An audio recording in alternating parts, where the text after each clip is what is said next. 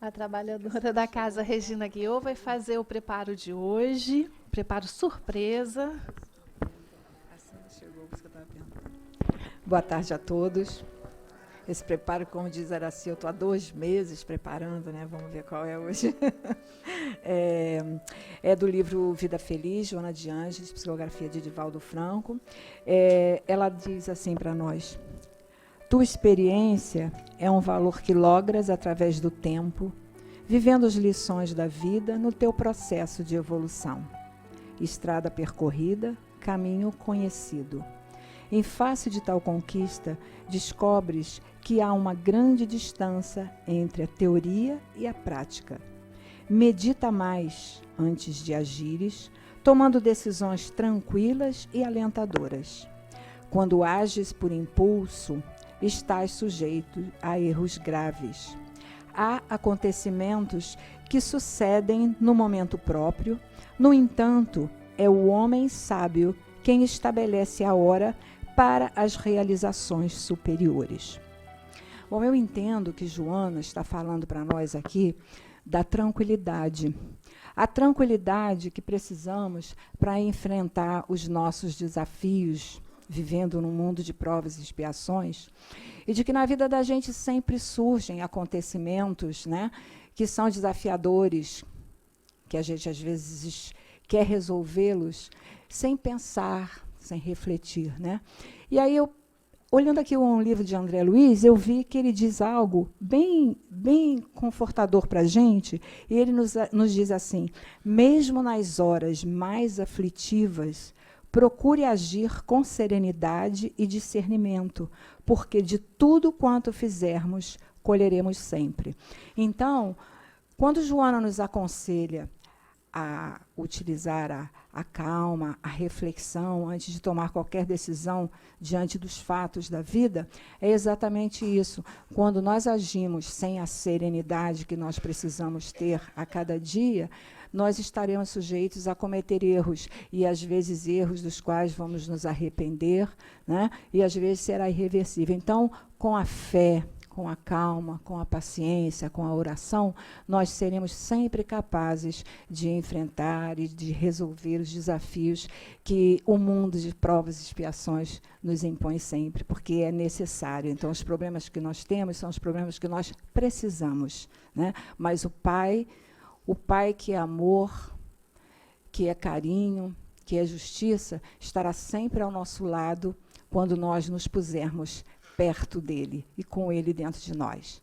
Que nós possamos todos ter uma boa palestra. Uma boa tarde.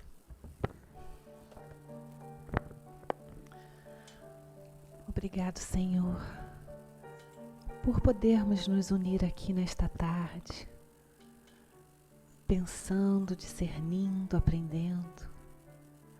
Assim a gente te agradece e pede à nossa veneranda Joana de Ângeles que envolva a Cristiane Niero, trabalhadora da casa, que nos trouxe com muito carinho os seus estudos, para que a gente possa abrir as nossas mentes, os nossos corações, aprendendo a transformar. Obrigado, Senhor. Graças a Deus.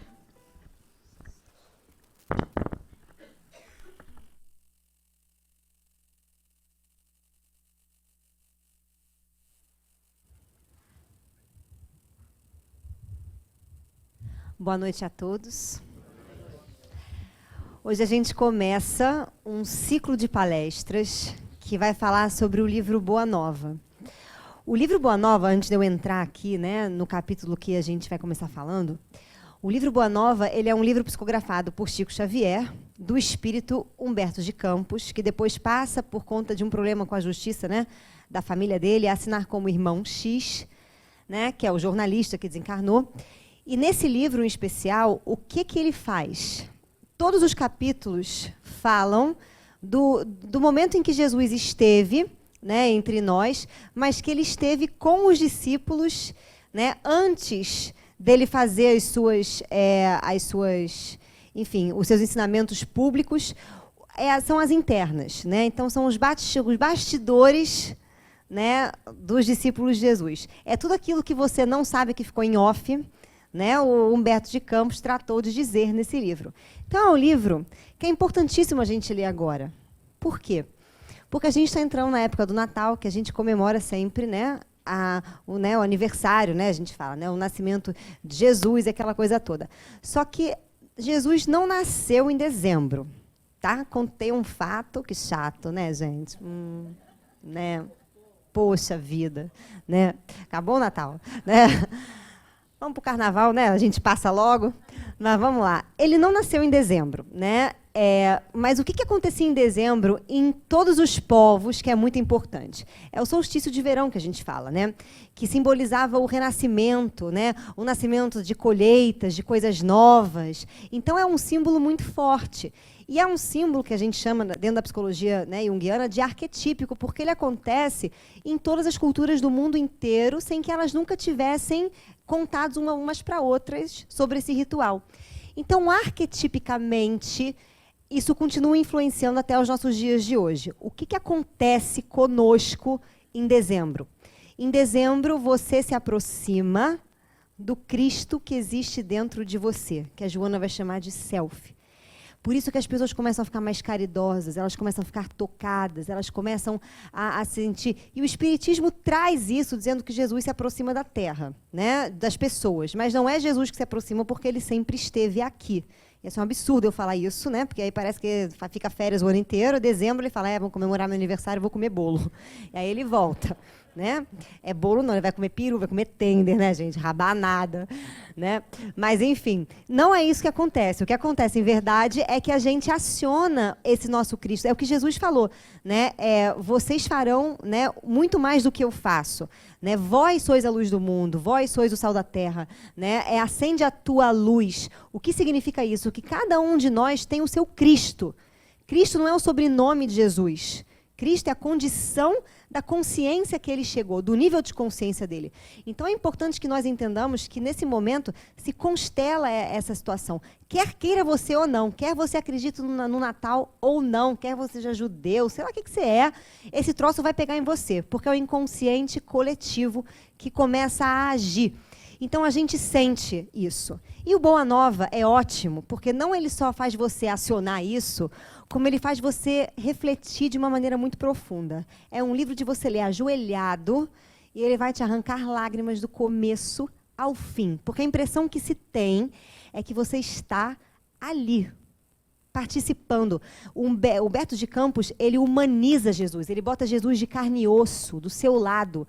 Ele para de divinizar como se fosse alguém tão especial que a gente nunca pudesse nem tocar, nem ver, nem que nunca estivesse estado entre nós. Ele diz que não, que era um homem como cada um de nós, idêntico, e que não teve uma regalia para poder reencarnar. Ele não veio lembrando, sabendo que ele era o Filho do Homem, né? Que ele era o Espírito de Luz. Ele veio com véu de esquecimento, ele teve que passar pelas mesmas vicissitudes, ele teve que se iluminar, ele teve que se questionar. E quando ele compreendeu essa iluminação, depois de passar 40 dias no deserto, educando o seu ego, fazendo o seu processo de autoconhecimento, ele vem expressar para o mundo, em parábolas, o que somente pode ser compreendido em vivência. Por isso as parábolas, porque são símbolos de coisas que nós precisamos vivenciar psiquicamente, na alma, nas emoções. É o encontro íntimo com você, é o encontro íntimo com o seu Cristo interno e que só você pode fazer. É como comer um bolo de chocolate. Se eu disser para vocês, cadê as meninas do Brownie, gente? Cadê Carol e Mária? Se você vê Carol e lá, já estão lá atrás. Então, o que você vai fazer? Você entra no Instagram, a gente chama Meninas do Copo. Vocês têm que ver, é um copo de brownie que vem com 1 milhão de brownies dentro e em cima vem uma calda de brigadeiro, de doce de leite, vem de casadinho, de baba de moça. Meu, vê que o negócio é o demo. Porque você come um copo, você quer comer o copo todos os dias. E se eu isso não se faz, né, gente? Mas olha só, deu água na boca. Mas se eu contar para vocês, por exemplo, o gosto que é o brownie com brigadeiro, vocês vão saber? Só experimentando. Então, para vocês poderem ter essa experiência crística, é só vivendo. Então, Jesus fala em parábolas. Então, nós vamos entrar aqui no nosso capítulo. O nosso capítulo é o capítulo 6º do livro Boa Nova, que se intitula Fidelidade a Deus. E o que estava acontecendo nesse momento? Jesus já tinha chamado todos os seus discípulos, todos eles. Eles já estavam naquelas naquelas confraternizações, estavam ouvindo já os sermões que Jesus dizia, as parábolas. Só que começou a acontecer uma incompreensão entre eles. Jesus, muitas vezes, se ausentava para ouvi-los. Como assim? Ele analisava a mente deles, como eles estavam pensando, como é que eles estavam entendendo aquela mensagem toda. E por que Jesus precisou, né, ter pessoas muito na sua proximidade? Para que pudesse mostrar para a gente que isso é capaz de ser feito por qualquer um de nós. Jesus não foi escolher para ser os seus discípulos os mais inteligentes, os mais sábios. Ele foi escolher os homens do mundo, o cobrador de imposto, o pescador. E ele foi conclamando eles. Em algum momento, Jesus percebe que eles estão inquietos, que eles estão confusos. E o papo que está acontecendo entre eles é: qual seria o tamanho do sacrifício que eles deveriam fazer para concretizar, né, essa obra do reino de Deus? E aí Jesus passa a ouvir. E eles começam a falar sobre, né, que tipo de sacrifícios seriam esses, porque afinal eles já estavam trabalhando por esse reino há mó tempão, né, e nada. Né, e estava tudo na mesma.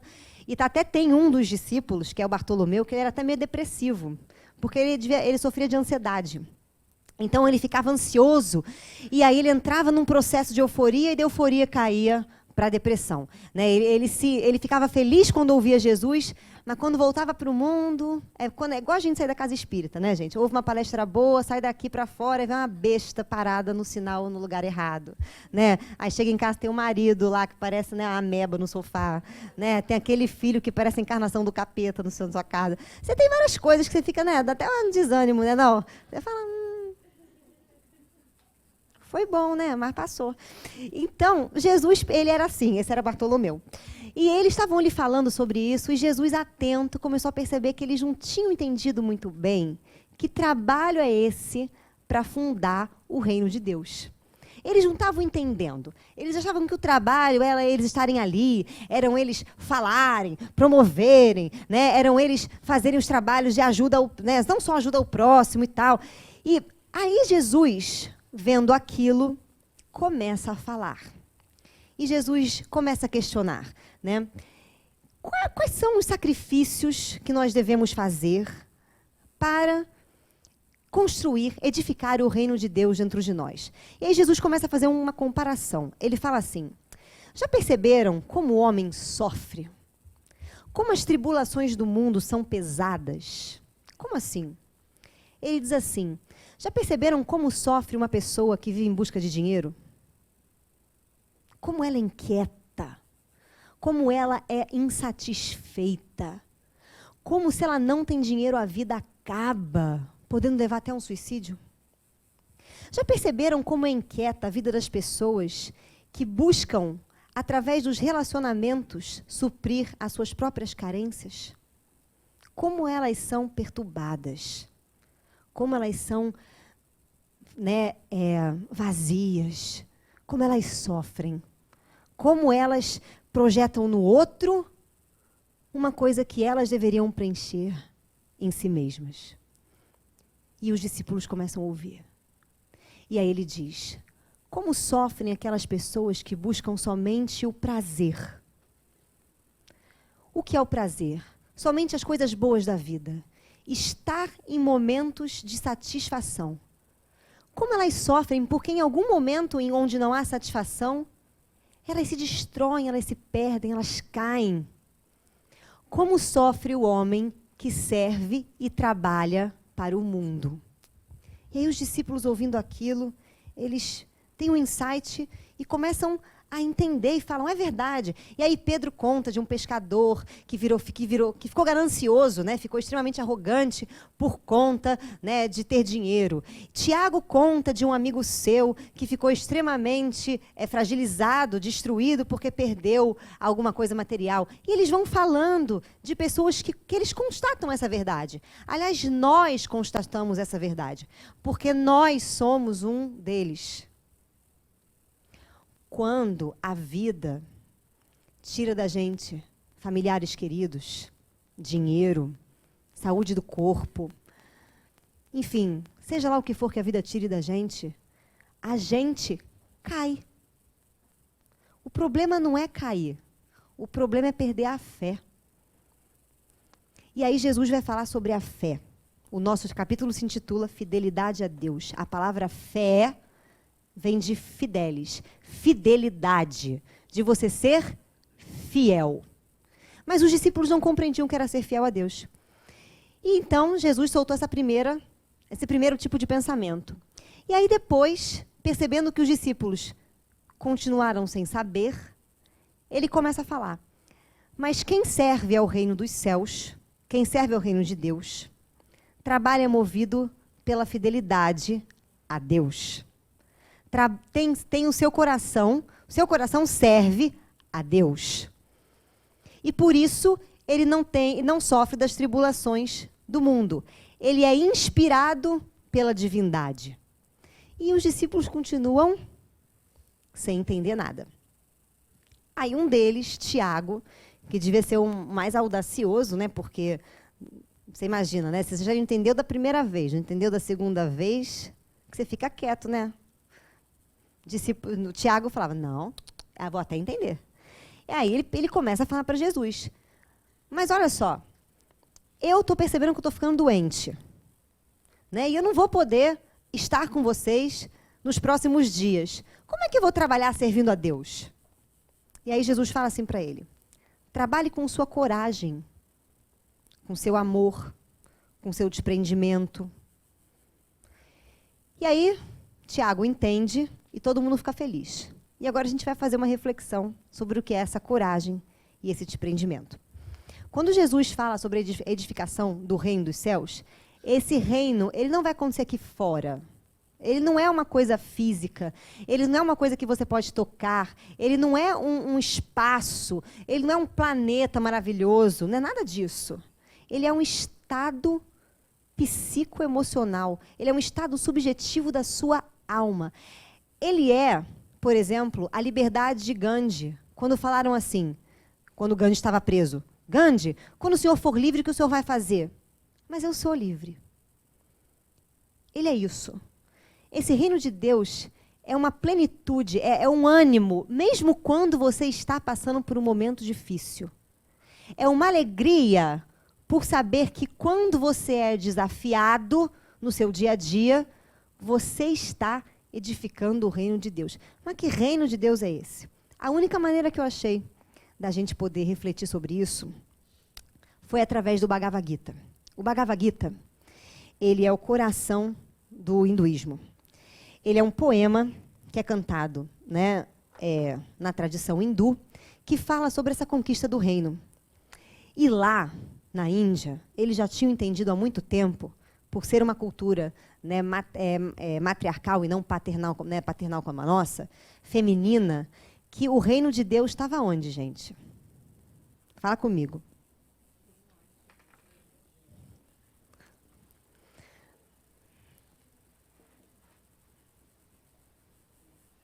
Dentro de cada um de nós. Então, essa edificação não podia ser nenhum tipo de trabalho externo, vazio. Tinha que ser um trabalho íntimo. Por quê? Porque a criatura que edificou o reino de Deus dentro de si, qualquer ação que ela fizer, qualquer atitude que ela tomar, vai ser sempre o bem. Agora, a criatura que não edificou o reino de Deus dentro de si, qualquer ação que ela tiver, mesmo que seja boa, pode ser boa para o outro, e de fato é. Mas para ela, a gente não sabe se é boa. Quer ver como é que não é? Se você faz uma caridade porque você se sente um lixo, como assim um lixo? Porque você é uma pessoa que se sente, tem um complexo de inferioridade e tem culpa do que tem, culpa do que é, e não consegue viver bem com isso, então você abre mão dos seus bens pelo outro, você está fazendo por culpa e não por amor. Então, para você, esse ato só fortalece a sua autopunição. Então, a questão não é o comportamento exterior, a atitude, é o ato. E o ato pede para a gente uma reflexão dentro. Então eu vou fazer um desenho, porque a melhor maneira que eu entendo essas coisas é desenho, porque a gente é de humanas, né, gente? A gente não gosta de ler, a gente não gosta de fazer conta, né? A gente gosta de arte. Então vamos lá. Apesar de eu não saber desenhar, vocês vão ter que entender. Vou fazer aqui uma pergunta para vocês. Se o reino de Deus está dentro de vocês, vocês têm que saber disso. Então Arjuna era um homem como nós, que vivia uma vida como a nossa. Como é que a nossa vida é, né? A gente vive a vida completamente inconsciente do nosso estado de infelicidade. Nós somos infelizes e não sabemos. Por quê? Porque nós nos ludibriamos, né? A gente se ilude com felicidades pueris, com coisas, com bobeiras, que está tudo fora.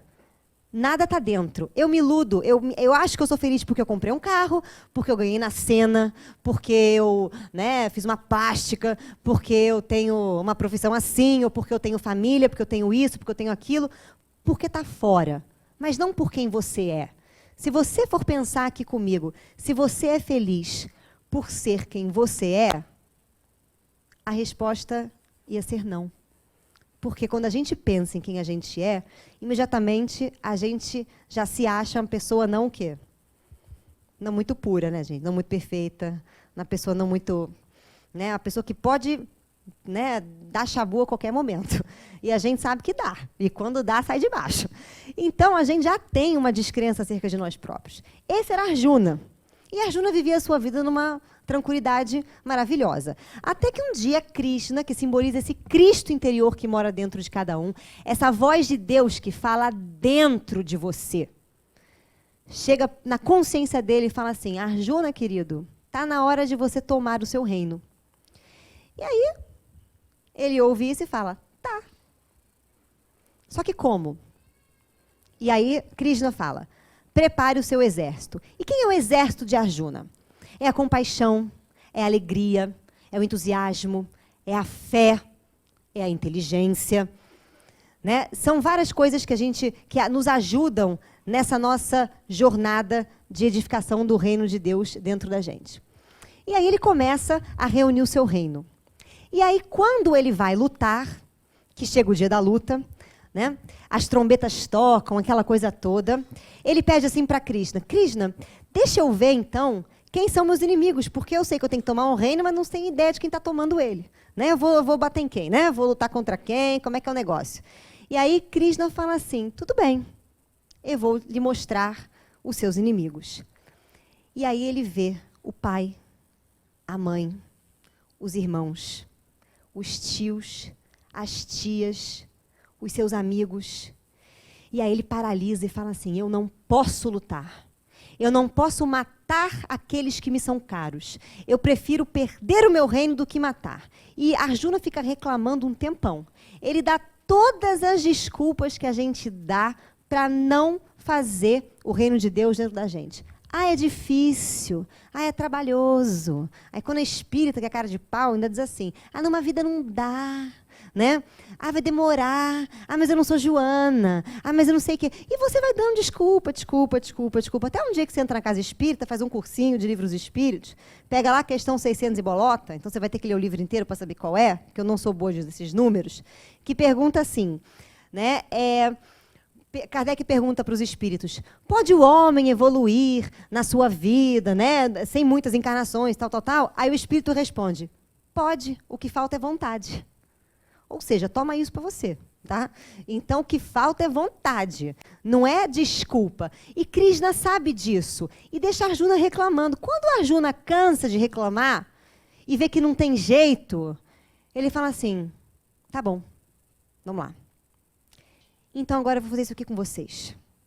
O que tem dentro de vocês? Como é que vocês sabem que vocês têm o nome que vocês têm?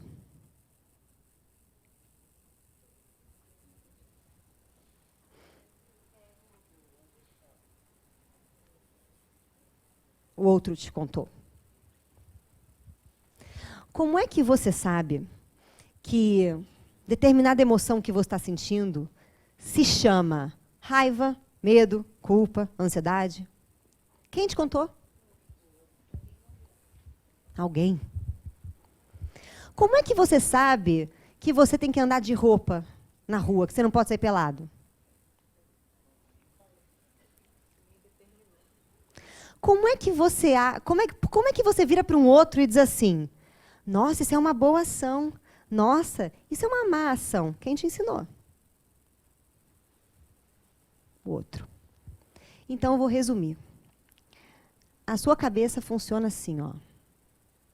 Esse aqui é o que a gente chama do seu complexo de eu. O que é o complexo de eu para a psicologia? É você achar que... É você achando... Né, eu sendo eu. É a sua noção de eu. Tudo aquilo que você pensa que você é, na verdade, você sabe porque o outro te contou.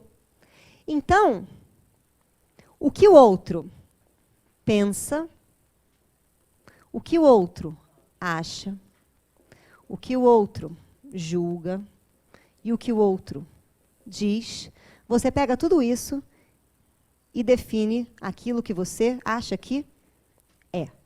A minha pergunta para vocês é, vocês têm autoconhecimento ou não? Então, o que acontece? Esse outro mora na nossa cabeça como a nossa mãe psíquica, o nosso pai psíquico, a nossa tia psíquica, o seu avô psíquico. Como assim? Assim, olha, eu quero que todo mundo... Quem aqui está com pai e mãe junto? Ah lá, Luísa, Zangão. Ah lá, a mãe está lá. A mãe a mãe cantou para subir já. Quem mais aqui, gente? Ah lá, mãe. Exatamente. Eu quero que vocês aí pensem, tá? O que vocês acham que a mãe de vocês acham de vocês? Se ela viesse aqui em cima, a mãe psicológica, tá? Não é a mãe física, não. Se a mãe psicológica pudesse vir aqui em cima, por exemplo, e falar aqui para todos nós, essa comunidade aqui pequena, íntima, né? O que ela pensa que você é, o que ela diria de você? Provavelmente, alguma coisa que se você perguntar para sua mãe física, a sua mãe física vai ficar chocada. Aliás, a minha mãe própria, né? A Iraci, gente, que não está aqui, né? Está em casa. Né? Se eu perguntasse, quando eu contei para minha mãe o que a minha mãe psíquica falava sobre mim, ela ficou tão chocada que ela falou, meu Deus, quem é essa? Ela ficou chocada. E o mais louco é que essa mãe psíquica, esse pai psíquico, muitas vezes, faz com que eu me veja com os óculos dele. Então, quem manda no meu reino? Sou eu ou é o outro? Então, quando Jesus falou, odiai o vosso pai e a vossa mãe, odiai os seus irmãos, porque os piores inimigos são os parentes, ele não está mandando você chegar em casa, tacar uma bomba e ficar só você dentro de casa, entendeu? Tá mandando matar todo mundo, que todo mundo é uma coisa horrorosa. Ele está falando para você matar, ouvir, compreender esses outros que moram aonde? Dentro de você e não fora, porque eles usurpam o seu reino. Como para Arjuna, quem usurpava o reino de Arjuna eram esses outros psíquicos. Então, quando Krishna vira para ele e fala assim, edifique o reino de Deus, quando Jesus olha para os discípulos e fala assim, vamos edificar o reino de Deus, ele está falando para você uma coisa que Jesus já falou. Conheça a verdade a ti mesmo e a verdade vos libertará.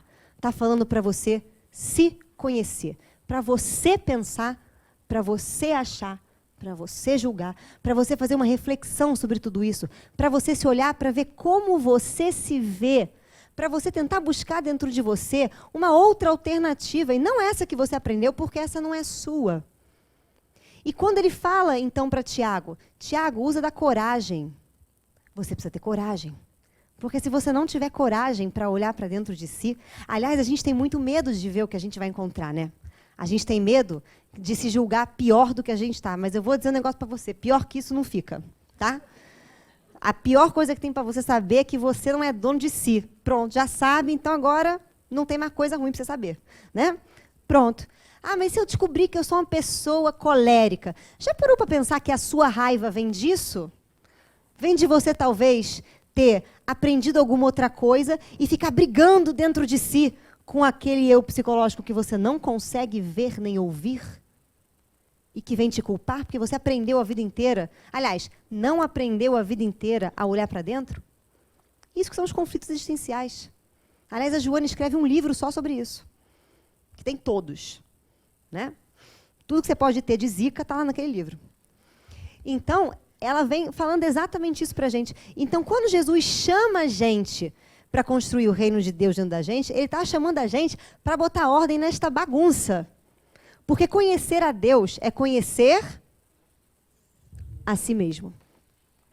Então, quando a gente compreende isso, a gente entende por que Jesus ele era sereno. Por que Jesus ele não estava dizendo, ele não julgava.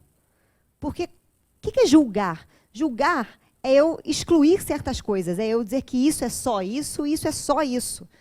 E a partir do momento em que eu tenho que tomar posse de mim mesma, se eu faço uma coisa certa, mas não estou na posse de mim mesma, eu não sou o bem, eu não sou a luz. Eu sou um espelho que reflete aquilo que o outro quer. Então, quando o Tiago diz, eu estou doente, mas eu não posso fazer nada com vocês, como eu vou servir ao reino de Deus? Jesus olha para ele e fala assim, com a coragem, com o amor, com a compaixão, com a misericórdia. Por que isso? Porque a primeira pessoa que deve receber a sua misericórdia é quem? Você mesmo. Por isso. E a primeira pessoa que deve receber o seu perdão? Você mesmo e esses outros que você nunca deu ouvidos. E quem será a primeira pessoa, né? Quando a gente fala amar o seu inimigo, aonde está o seu inimigo? Está dentro da gente. Então, a primeira pessoa a edificar o reino de Deus tem que ser quem? Nós mesmos. É isso que ele disse para Tiago, quando ele falou, Tiago, não tem problema se você não pode fazer. Seja. Porque é isso. Quando Jesus traz a boa nova, aliás, no livro vocês vão perceber, ele não fala de fazer, ele fala de ser. Porque se você for criatura, você sempre vai fazer o bem. Mas se você não for, você pode estar alimentando, mesmo com uma coisa boa, alguma coisa ruim, algum outro que te oprime aqui dentro. Então nós precisamos ter coragem, como diz Jesus, para mergulhar nesse mundo de nós mesmos. Para colocar essa sonda dentro da gente e começar a se ouvir sem medo. E começar a se ouvir sem julgamento. Porque isso acontece para todo mundo. Quando Jesus passa 40 dias no deserto e o demônio o tenta, na verdade, esse demônio, ele está onde? Dentro. São os próprios demônios da nossa alma que a gente tem que começar a botar ordem aqui na casa. Porque a paz, gente, ela não vem de fora para dentro. Ela vem de dentro para fora. Quando você tem paz e você sabe sobre você, e isso aqui para de acontecer, o que muda? Muda uma coisa. Aqui fora pode estar o samba do crioulo doido, mas aqui dentro vai estar sempre o quê? Em paz. Aí você entende por que os santos, ante as calamidades que passavam, ante as dificuldades que tinham, não saíam do eixo. Não se descompensavam. Por que o mundo não tirava a paz deles? Porque a paz não é do mundo. A paz é sua. A paz é nossa. Então o mundo não tem que me tirar a paz. Eu tenho que saber viver no mundo, mas sem ser do mundo. Eu tenho que saber, sim, usufruir dos prazeres do mundo, mas sem ter apego a eles. E o que é apego a um prazer do mundo? É toda vez que eu uso qualquer coisa desse mundo para fazer três coisas. Se eu estou nesse estado internamente, com esses outros que me oprimem, sem saber quem eu sou, para onde eu vou, todas as minhas ações, elas têm três aspectos. Ou elas são para eu me autoafirmar. O que é autoafirmar?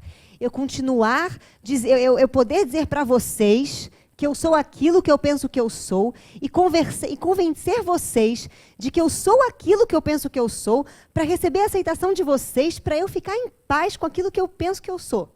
Complicado, né? Olha como o trabalho é muito maior do que você simplesmente começar a pensar interiormente. Por isso que Jesus fala, quem vive no mundo vive pior do que quem abre mão dele. Ou você vai fazer uma compensação. Quem que é uma compensação? Eu penso que eu sou uma coisa, não suporto isso e eu compenso fora em atitudes que parecem desmentir para mim que eu sou aquilo que realmente eu penso que ser. E esses pensamentos, lembrando, eles nunca são seus, tá? Eles são dos outros que moram na nossa cabeça. E a outra coisa que a gente faz, além de autoafirmar e de se compensar, é de castrar. O que é castrar?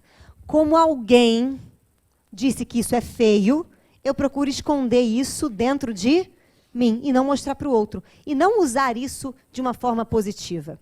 Então, o que começa a acontecer? Começa a acontecer que, por isso que eu falei para vocês, quem faz autoconhecimento, quem está voltado para dentro de si, que é tudo que Jesus fala, quando ele fala ser pobre pelo Espírito. O que é ser pobre pelo Espírito? Não é pobre de Espírito, porque quem é pobre de Espírito não tem o quê? Espírito. É pelo Espírito, é por esse Espírito, é por essa ideia, é por você ser fiel a você mesmo.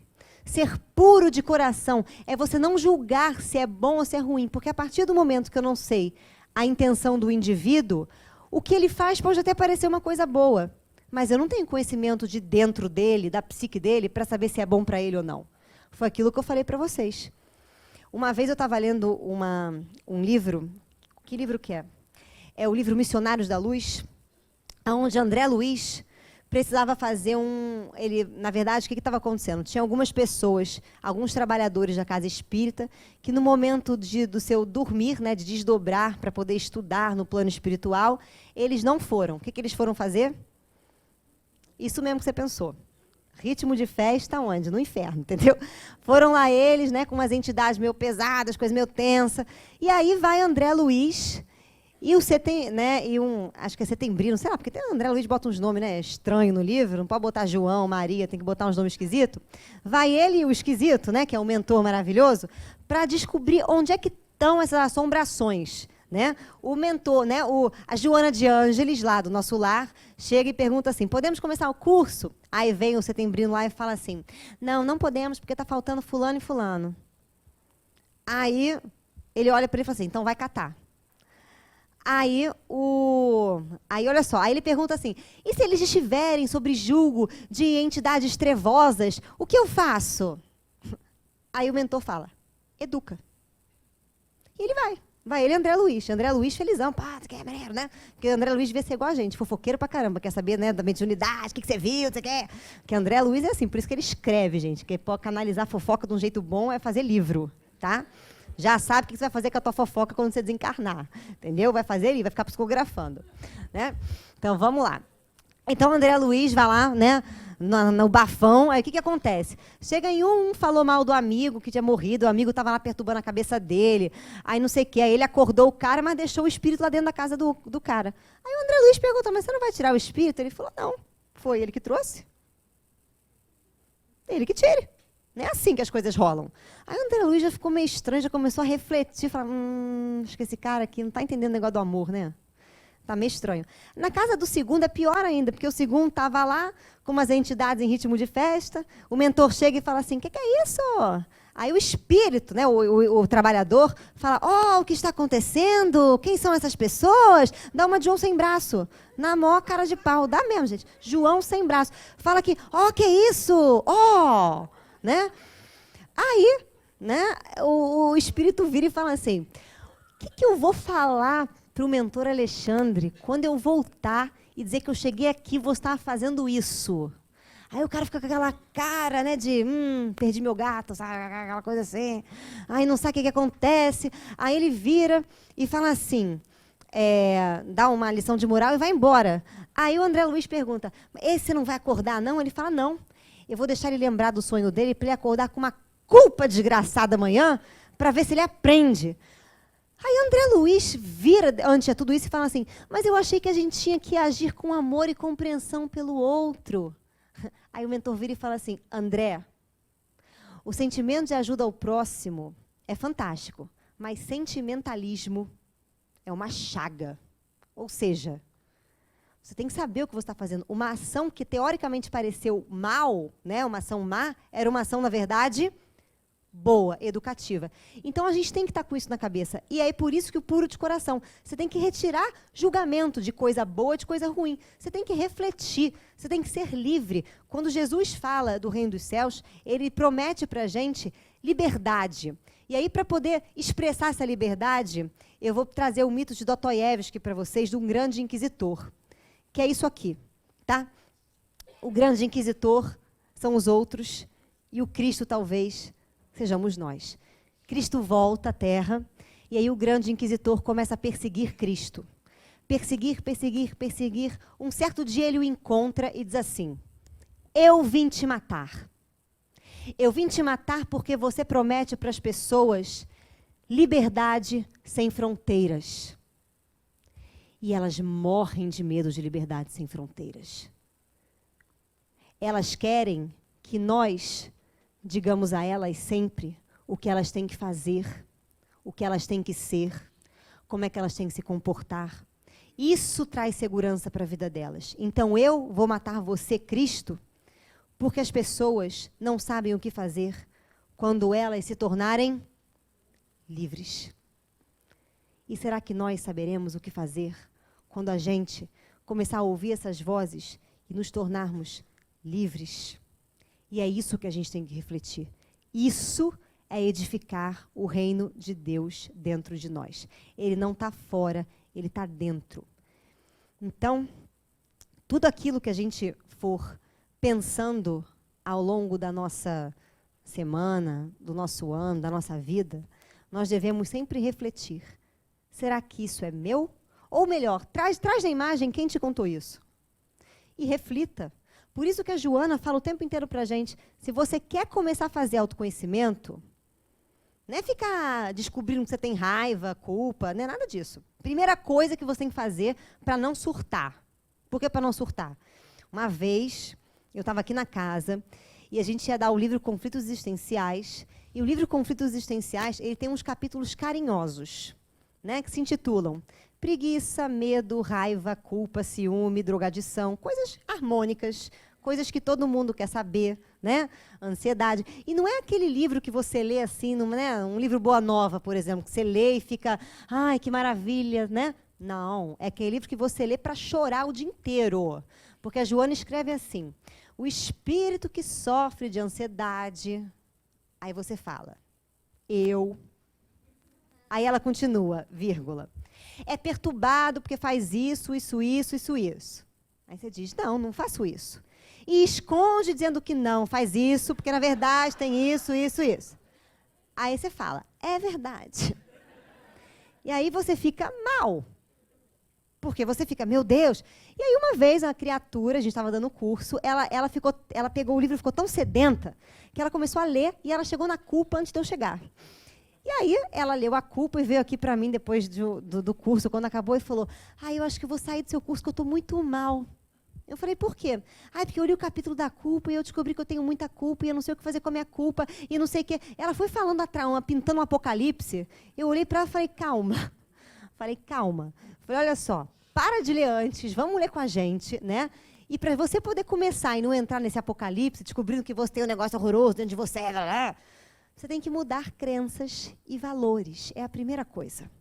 Por isso que a Joana fala, vai ler o Evangelho, vai pensar sobre o que é ser puro de coração, vai pensar sobre o que é ser uma pessoa de sucesso. A gente fala, a pessoa de sucesso é uma pessoa bem-sucedida na vida, que deu certo, né? Arrumou um trabalho, tem família, tem tudo. Não é nada disso, tá? A pessoa de sucesso é uma pessoa iluminada. Ela pode não ter nada. Ela é uma pessoa iluminada. Então, se você vai ter que mudar o seu conceito. Se você muda esse seu conceito, você começa a parar de sofrer se você perder seu emprego.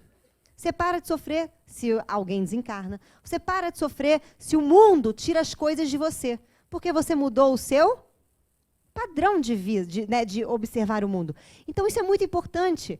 Ela fala para a gente, comece por aí. Porque se você for começar querendo, né, olhar aqui dentro e dizer o que é bom, o que é ruim, você vai ficar pior do que você já está. Então, muda crenças e valores, muda a maneira que você olha o mundo, muda o sentido da sua vida. Ou seja, a pergunta que tem que estar na nossa mente é, para que você está vivo? O porquê a gente já sabe. Agora, o para quê é outra história. Para que é? Quais são as coisas que nessa minha encarnação estão aqui consteladas, quais são as pipocas que tem aí, que eu tenho que tomar posse, que eu tenho que compreender. E não qual é a obra que eu tenho que fazer, qual é a minha missão. Sua missão é uma e é para todo mundo. Porque tem umas pessoas que têm mania de falar assim, minha missão espiritual. Eu tenho vontade de falar assim, querido, sua missão espiritual é tosca, entendeu? Porque não é essa a tua missão espiritual. Tua missão espiritual é através de, sei lá qual é a outra missão que você tenha, se iluminar, se conhecer. E essa é a missão de todo mundo.